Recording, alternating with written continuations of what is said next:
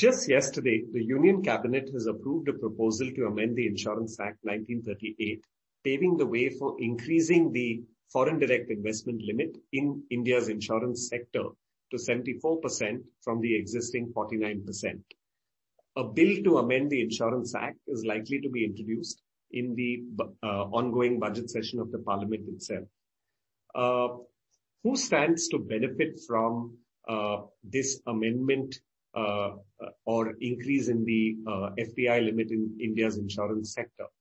One, smaller private insurance players who possibly have been starved of capital stand to benefit from this measure, as increasing the FDI limit opens up the possibilities of such players being able to collaborate with larger foreign insurance players and raise further capital as well. Secondly, from the consumer standpoint, there is an expectation that the entry of more players into India's insurance market will enable the introduction of newer innovative products into India's insurance market. As is well known, insurance penetration or insurance density in India is a very low 3 to 4% of its overall GDP. Consequently, any measure that will increase the introduction of capital into this particular sector would be a welcome move.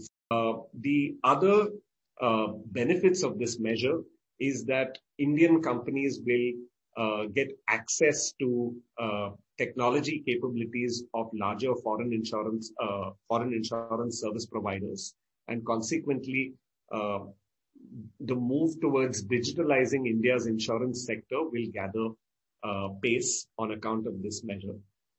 There are also going to be a few safeguards that the government has proposed, that the government has proposed to ensure that the insurance sector is fairly well regulated as well. One of the things that that the finance minister indicated, in her budget speech was to ensure that a majority of the directors on the board of an Indian insurance company and the key management persons would be resident Indians, with at least 50% of directors being independent directors.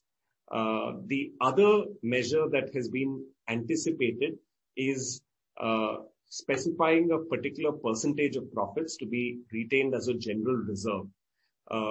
Therefore, one thing that all players would need to bear in mind is that while there would be the introduction of more products into the market, the sector would need to be well regulated by the regulator, the Insurance Regulatory and Development Authority, to ensure that there is no irrational exuberance in the market and there is no exploitation of the end consumer by newer insurance players as well.